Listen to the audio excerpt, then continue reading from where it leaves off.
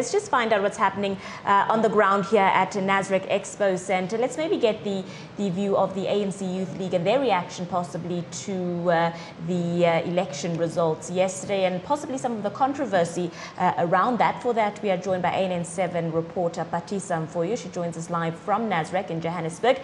Good morning to you, Patisa. There's been somewhat of a controversy around yesterday's results. Just talk us through what's being said on the ground. As you can see, it's starting to get some activity here outside in Nasrec. We know that the Women's League is supposed to have a briefing which is supposed to start at 10. So that is about to start shortly. But going back to yesterday's results, the results were announced. Everyone had a chance to digest them. We know that we have our new top six with the new president of the ANC, Cyril Ramaphosa. There has been some mixed reactions about his winning the election. We've had messages of support. I know the DA issued a statement immediately saying that there is nothing going to change, saying it's the same old ANC. So it will be interesting to see how this is going to go about. But hearing from what the people on the ground are saying, it seems like unity has won. Most people are quite happy that this has happened. They're quite happy that there is a representation of these two sides. Whether they'll be able to work together, though, that is another question. But now we know that the biggest loser of this whole conference, it has been the women. With this top six, there is only one representation of women with Jessie Duarte, who's the Deputy Secretary of the ANC, instead of the two that we had last year. So it seems like that's the biggest loss for the women. And also KwaZulu-Natal, we know that the province of KwaZulu-Natal, there has been a lot of infighting and factions within the province, which has cost them. We'll see if it's time for the province to reflect, because this is the first time that the KwaZulu-Natal doesn't have a representative in the top six of the national office of the ANC. So it seems like while the factions were happening, the biggest loser has been the province. But now I'm joined by NDZ Mshengu, who's the chairperson of the Youth League in KwaZulu-Natal. Kwazi, we spoke a few days ago. You were quite confident that Nkosazana was going to win, and it seems like things didn't go your way. Do you have any comment about what happened yesterday? Well, branches of the ANC and delegates of the ANC have expressed their views, and their views are reflected in the outcomes of the national officials as announced yesterday as the ANC Youth League in KwaZulu-Natal. And I think I speak on behalf of all young people in KwaZulu-Natal to say we accept the outcomes without any reservations. Now, from now on, there is no NDZ 17, there is no CR17.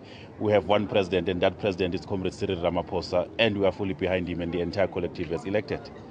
Now, Kwazi, it seems like the biggest losers are the women and the youth. If you look at the top six, there is no representation of both the women and the Youth League. Do you have any comment as part of the chairperson of the Youth League? It seems like there is not a proper representation of the youth as well. I think it speaks to our failure, particularly as young people and even generations ahead, as to really cohere and gel around a common perspective. We came here obviously as leadership of young people, having expressed our view, but it's quite a reality that there were also fragmentations amongst generations of young people as well as women. So I think the lessons that we have learned from this process is that it is important that we galvanized our support through generations, if I may put it like that, because as you would know that the outcomes as we accept them, but they don't reflect a generational change which we're anticipating. So from now henceforth, we think the generations must basically talk to themselves and stop individualizing things, because some have not agreed with us on the basis that as individuals they were not appearing on our perspective. So it's a harsh lesson that we are learning from this process. KwaZulu-Natal, the biggest loser of all. We know that there's always someone within the top six from KwaZulu-Natal, and this time we don't have. We know that former Premier Senzo Mchunu, there was a tight contestation between him and Ace Magashule. Do you have any comment on that? Because it seems like while the factions and the court are going, there has been those infightings within KwaZulu-Natal, which has cost the province. Quite sad indeed that KZN is not represented in the top six. But again, it speaks to the divisions in KZN. If you look in terms of how things have been happening in the movement, you will recall that in the past it was Eastern Cape that was dominating the space. The problem started in Eastern Cape, that's where, look where they are now. Then the locus of power or influence moved to KZN.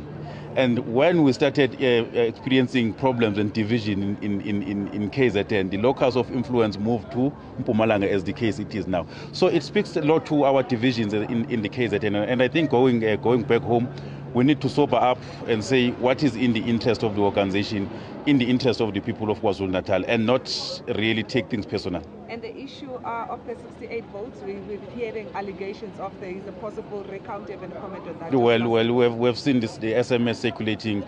The results were announced yesterday. Everybody confirmed that they were credible results. We don't know how this thing of 68 votes come about, but obviously from the corridors we hear that there were branches that apparently the votes that were not counted. But the question, why only it relates to the position of the SG? Because the ballot was one and had all the names. So if there's a discrepancy in the position of the SG, it should basically cut across. So we don't think it's really an issue that we should worry about. Are you going to support a recount? No, not at all.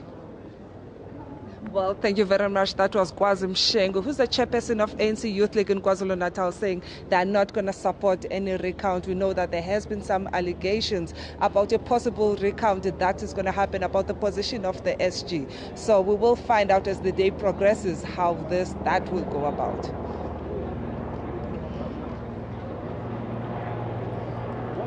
Patisa, there is also some talk around this meeting of the steering committee, an urgent meeting that has been called. There has been some talk around what possibly could be discussed at this meeting. Do you have any information with regards to this? Well, just about 30 minutes ago, we saw Zizi Kodwa walking past here, and we did ask him if we can have maybe an interview with him to get some clarity on some issues, but he did indicate that he has a meeting with the new top six and he won't be able to speak to us at the moment. So we're not sure what will be discussed in that meeting of even whether it's that steering committee. So he said that as soon as he's available or as soon as he has any information or even spoken to the top six, that's when we'll get more clarity as to what exactly will be happening.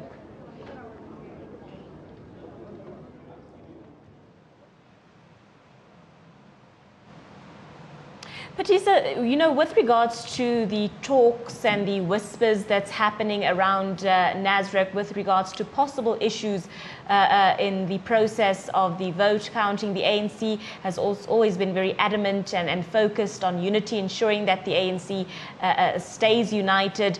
When engaging with the delegates on the ground and members of the ANC, do you get a sense that there is, after the announcement yesterday, still a strong sense of unity in the ANC?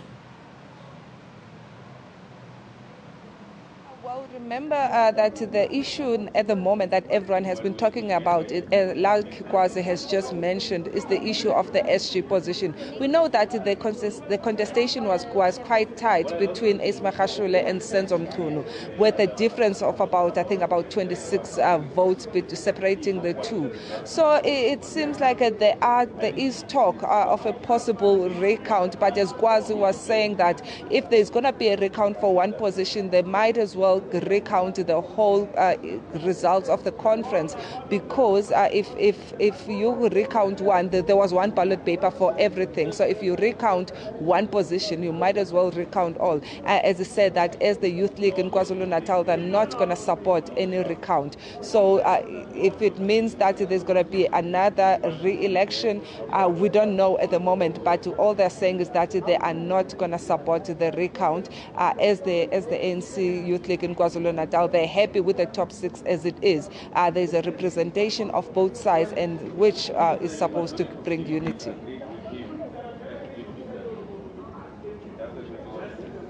But Lisa, just for our viewers' notice, a press release has just come in now stating that a postponement of the ANC Women's League media briefing has now been put forward. We do know we were expecting that media briefing to take place at 10 a.m. this morning. The notice reads, the African National Congress Women's League wishes to inform members of the media that the planned ANC Women's League media briefing has been postponed due to the called urgent steering committee meeting of the ANC. Further information will be communicated in due course, issued by the ANC Women's League. Do we have any further information with regards to this? Do we know what the Women's League wanted to address the media on?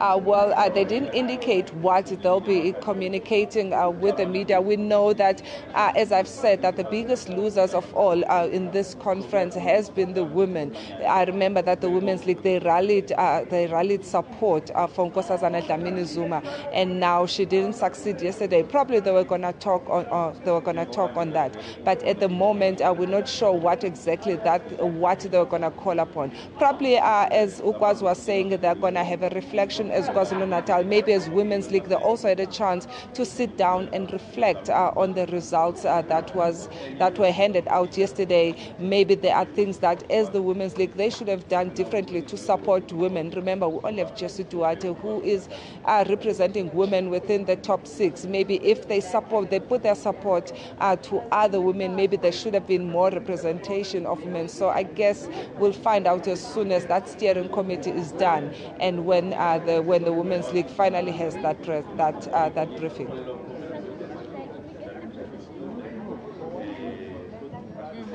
Now, Patricia, beyond this, in terms of the women's support as you speak of, is there perhaps disappointment towards Malika Mbete as well as Lindiwe Sisulu? Because yesterday we did see that she was quite touched by not being part of the top 6.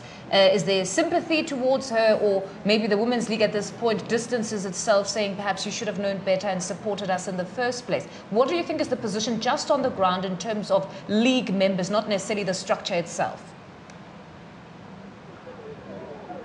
Well, as I've just said, probably the league should have rallied their support to all the women that were contesting this election, not only a single one like they did with Dr. Nkosazana Dlamini Zuma. Remember, if they maybe could have done so, it would have given women a fair chance to have them rallied around all the women within the ANC. Probably that would have put women in a better position for them to be in the top 6, or maybe in the leading positions within the ANC. But now the most interesting thing is the NEC. We will find out if once they're voting for the NEC, what representation of women will happen. As Kwaz was saying, even the youth was not represented clearly. Hence, with them, they are quite unhappy and said it's time for everyone to go home and reflect as to what has happened, because the biggest loser at the end of the day will be the ANC.